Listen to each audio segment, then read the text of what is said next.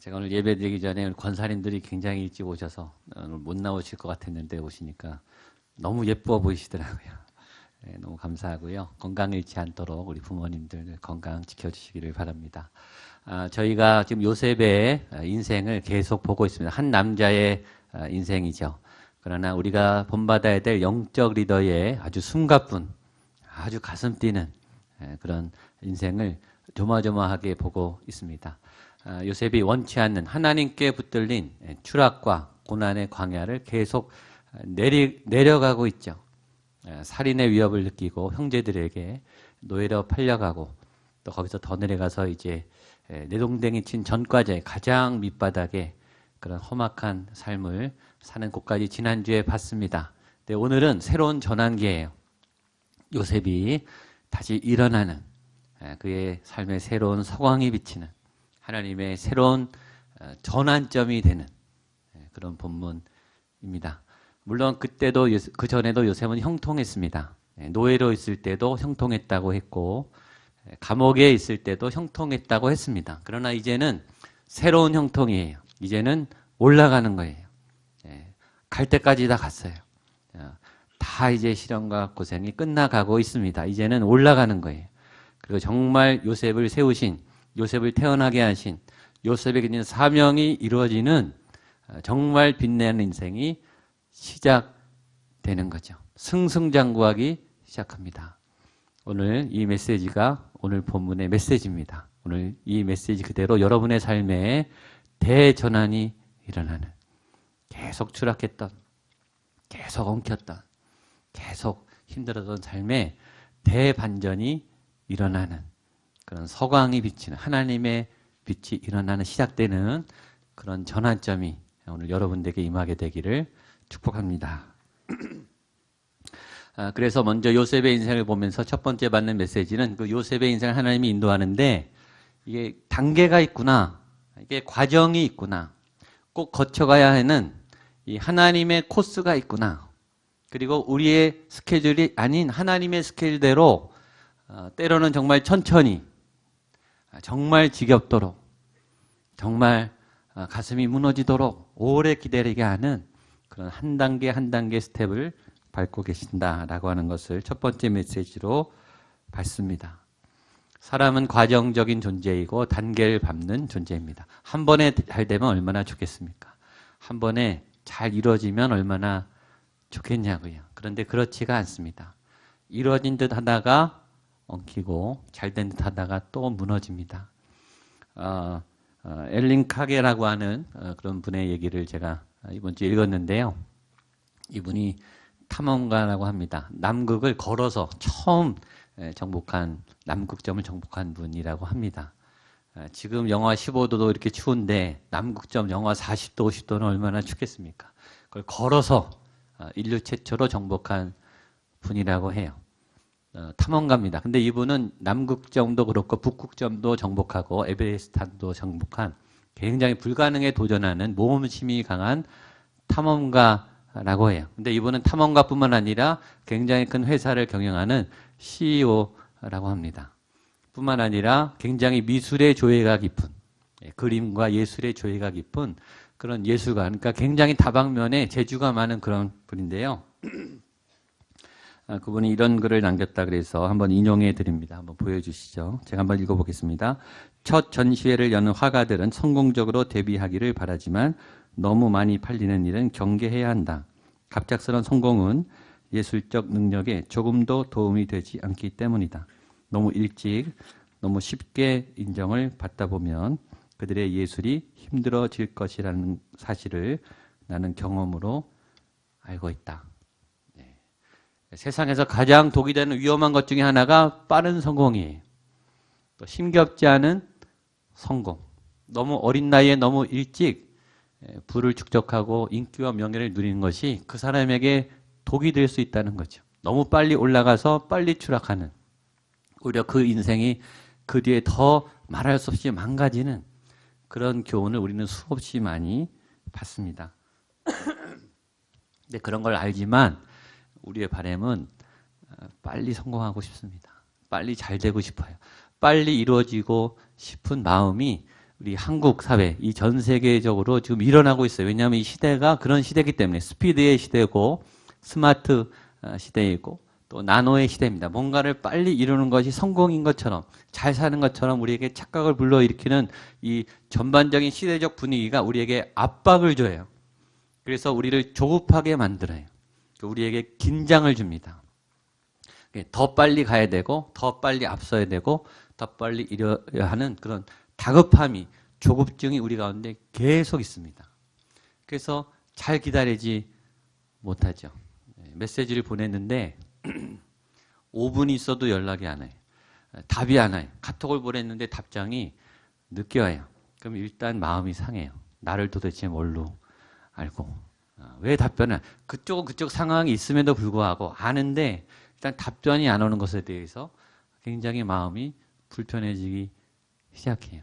이제 전반에 걸쳐 식당에 가도 손님이 많고 종업원이 몇 명 안 되고 바쁜 걸 다 아는데 배를 눌러도 안 오면 일단 화가 나요. 한 두세 번 눌렀는데도 안 오면 더 화가 나요.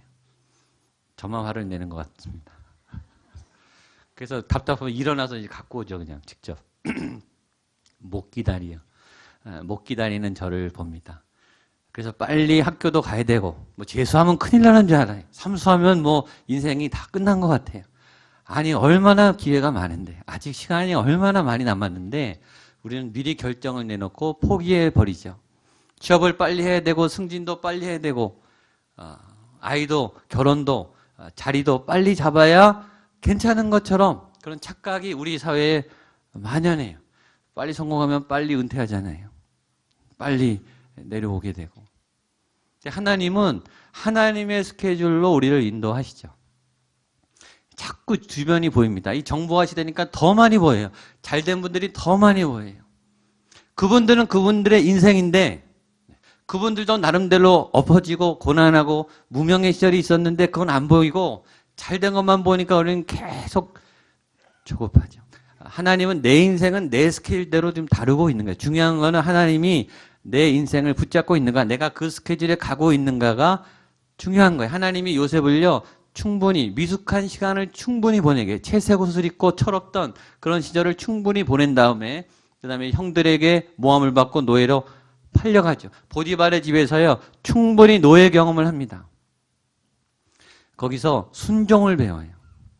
부잣집 귀공자처럼 자랐던 아들이 정말 바닥 인생의 순종을 배웁니다. 그리고 관리의 능력을 배워요. 재정의 능력을 철저하게 배웁니다.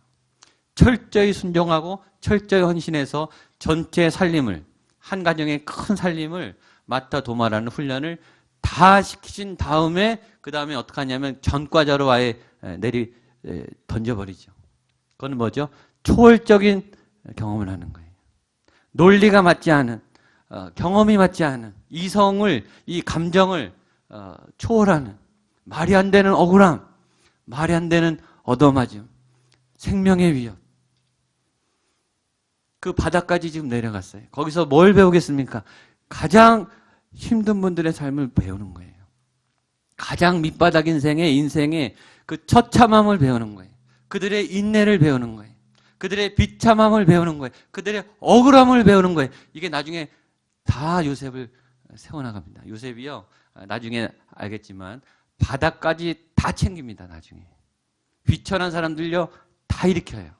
왜 그런지 아세요? 그때 그릇이 빚어졌기 때문에. 배고픈 사람의 마음은 알고 억울한 사람의 마음은 알고 갇힌 자들의 마음을, 그게 공감이잖아요. 공감. 요셉이 하면은 다른 거예요. 왜냐하면 본인이 느껴봤거든요. 요셉이 지금 다른 친구들은요 다 학교 다니고 막 쭉쭉 나가고 있어요. 요셉은 지금 뭐 하고 있습니까? 노예 생활하다가 감옥에 갔어요. 감옥에. 거기다 더 무서운 거는 지금 미래가 보장이 안 되는 거예요. 생명이 언제 죽을지 모르는 그 감옥 생활을 하면서 계속 늦어지고 있지 않습니까? 근데 영적으로 보세요. 이게 늦어지는 겁니까? 제일 지름길이에요. 요셉을 하나님이 총리로 만드는 거대한 그릇을 만들가고 계시는 거죠.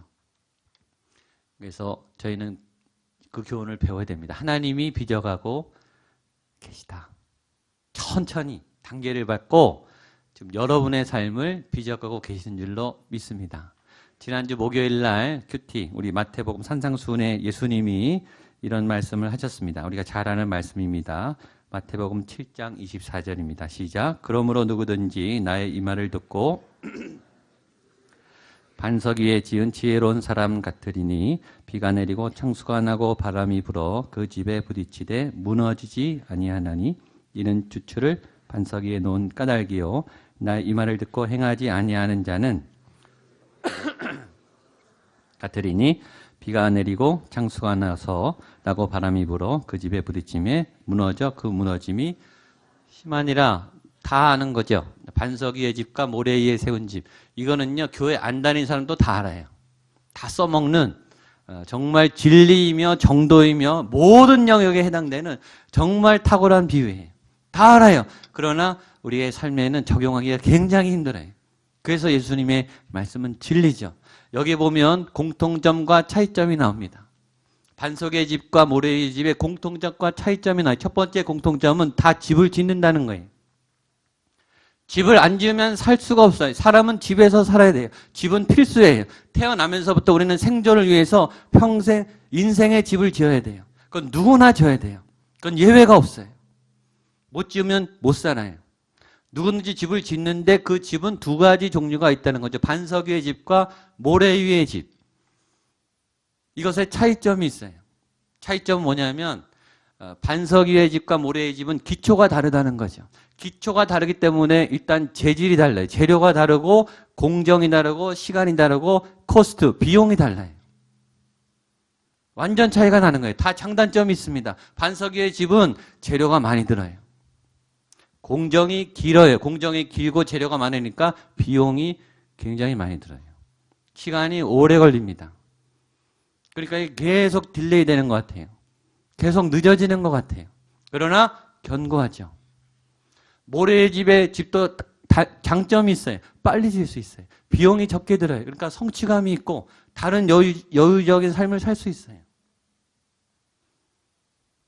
근데 이 반석 위의 집과 모래의 집에 또 하나의 공통점이 있습니다.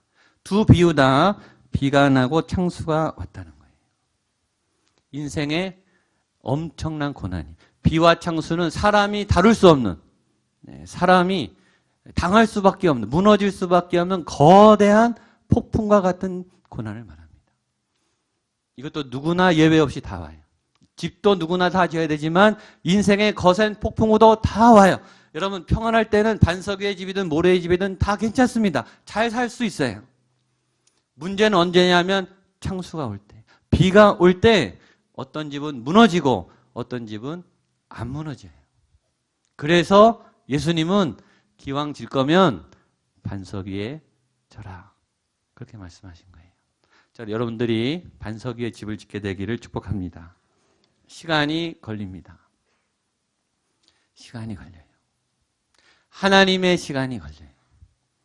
여러분 기다리기 힘드시겠지만 그 시간을 견뎌내시기를 축복합니다. 왜냐하면 견고하게 다려지고 있는 거예요. 촘촘하게 세워지고 있는 거예요.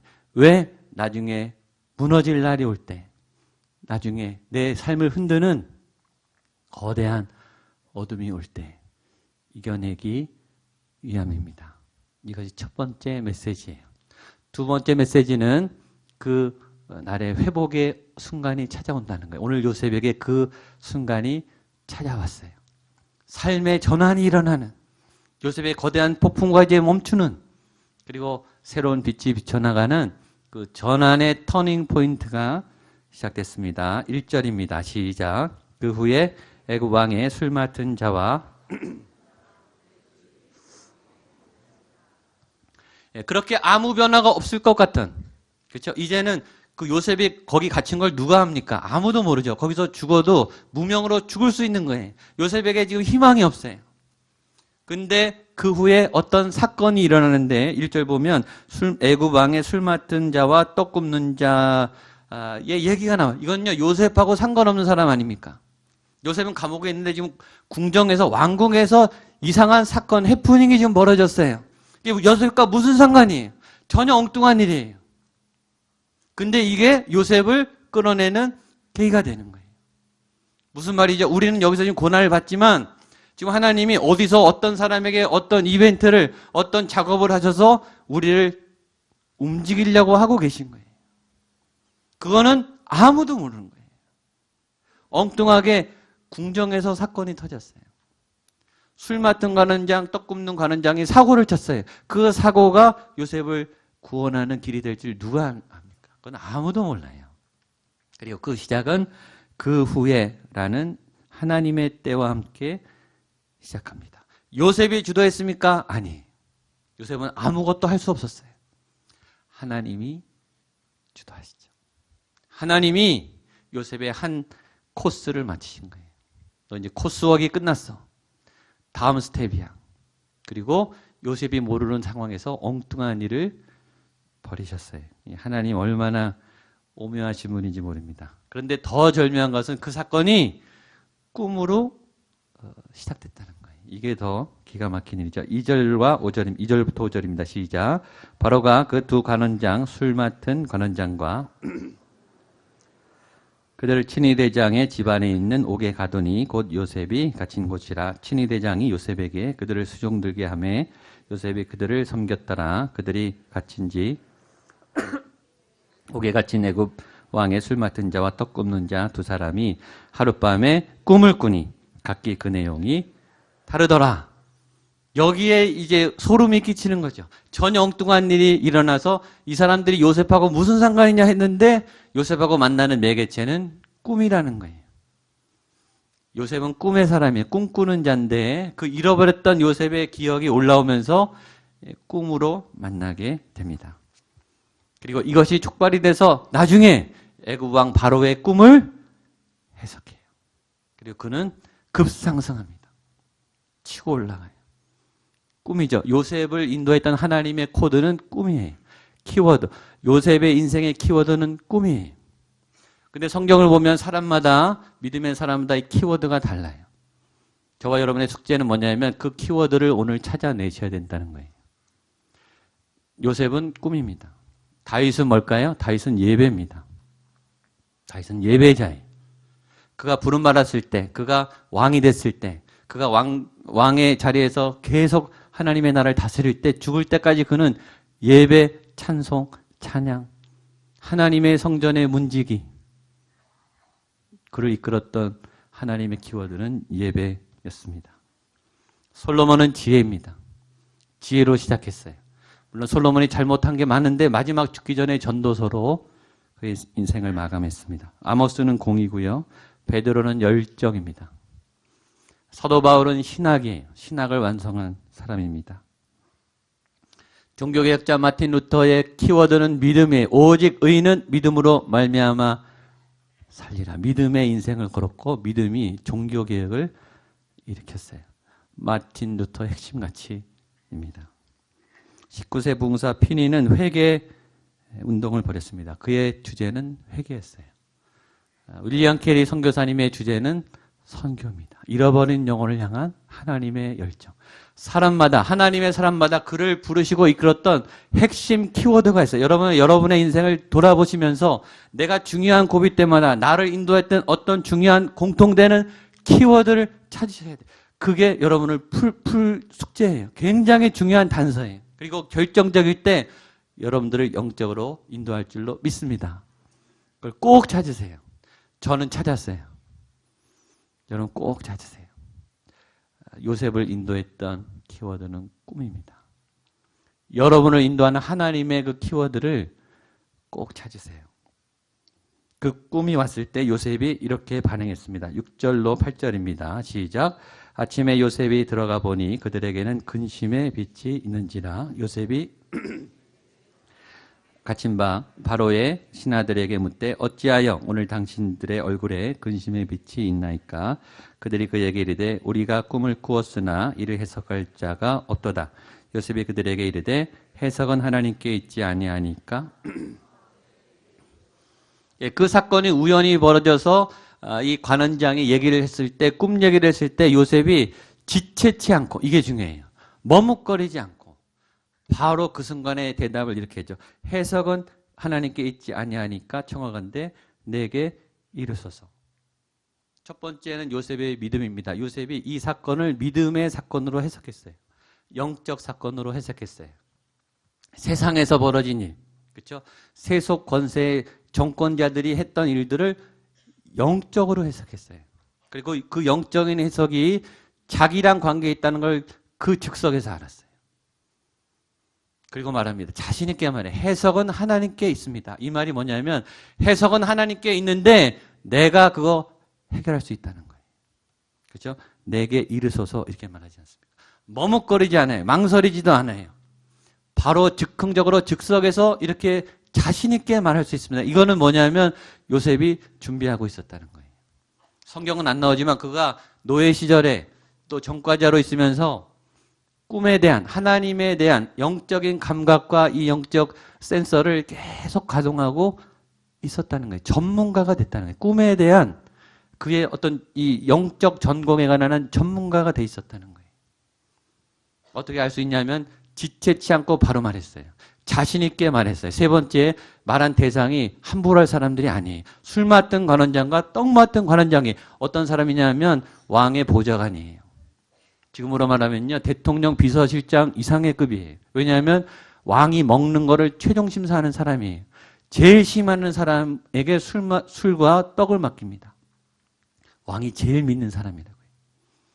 신분이 굉장히 높은 사람이에요. 지금 요셉은요. 노예 신분 아닙니까?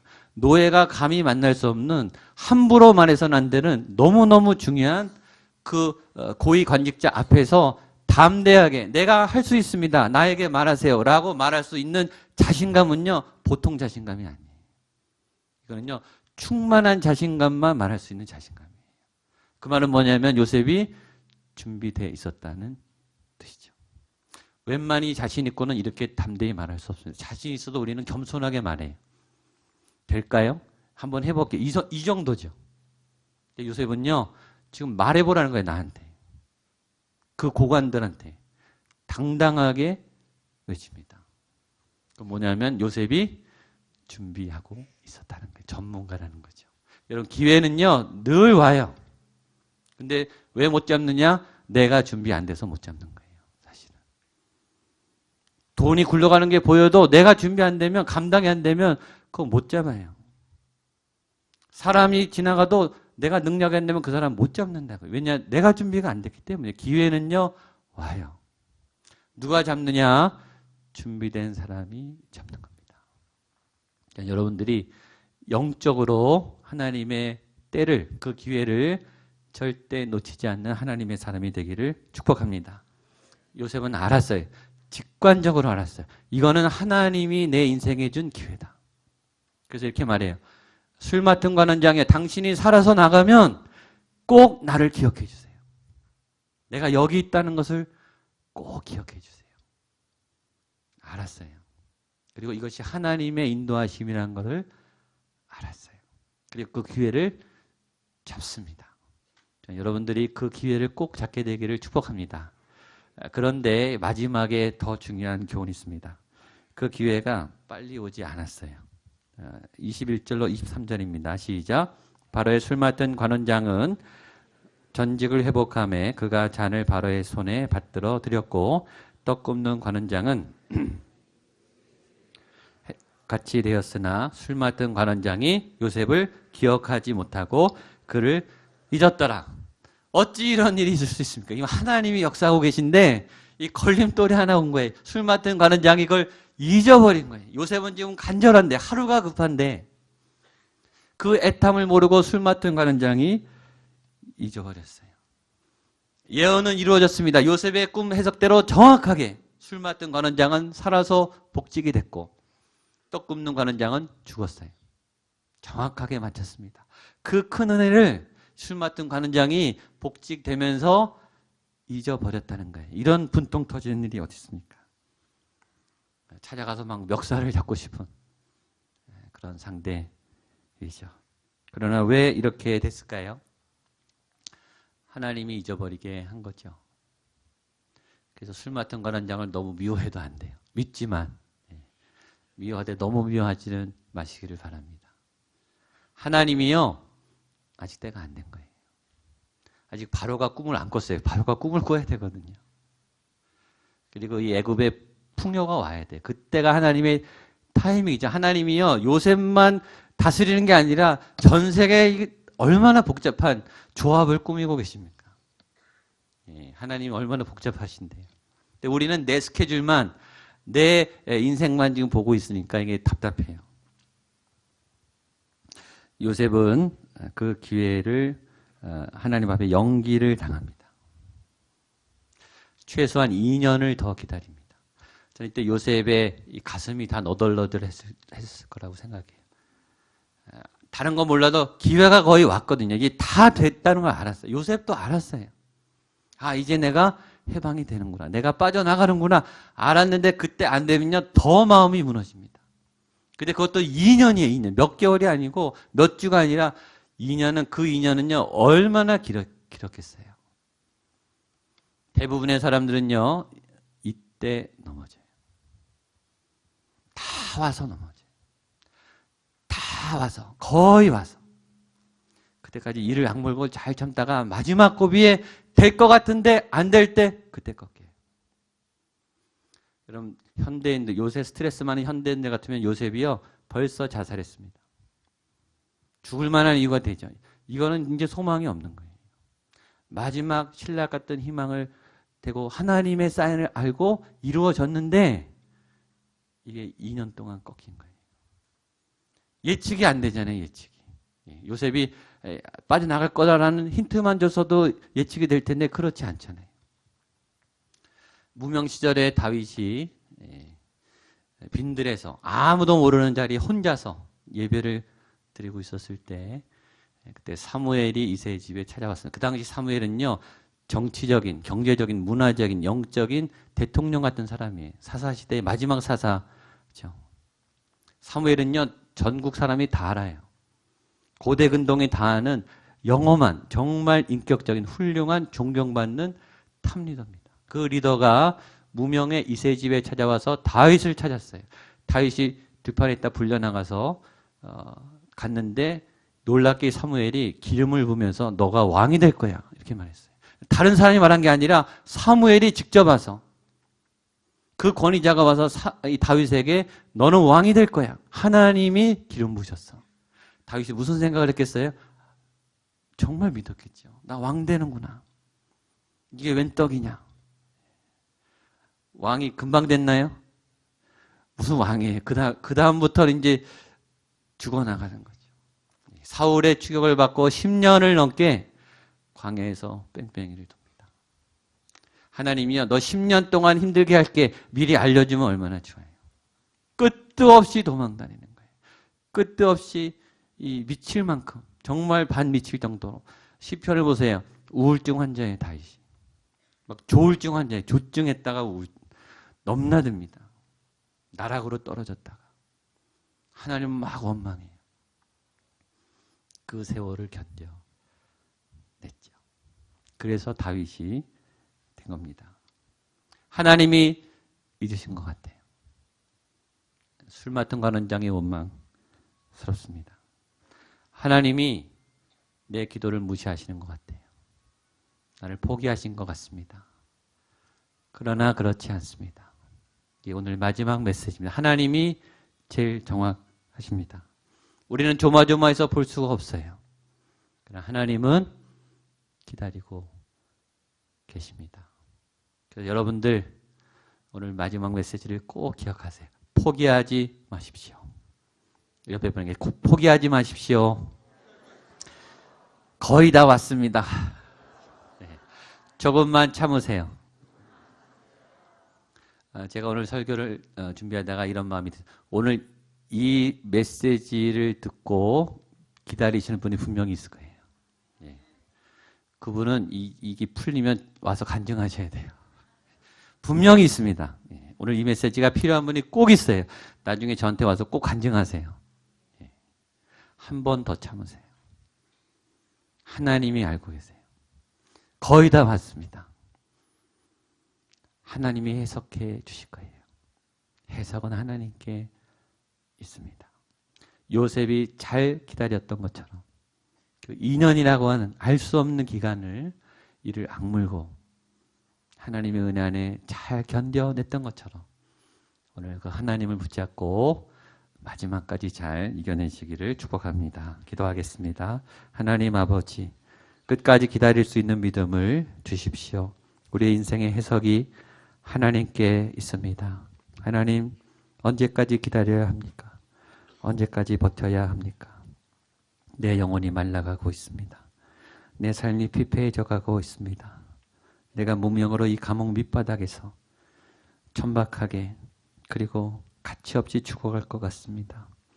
하나님의 도움은 자꾸 멀어져 갑니다. 그러나 하나님 그 요셉을 지켜주셨던 그리고 다시 놀랍게 세워주셨던 그 하나님의 역사와 그 형통의 은혜가 오늘 예배하는 우리 성도님들 그 삶에 부어질 줄로 믿습니다.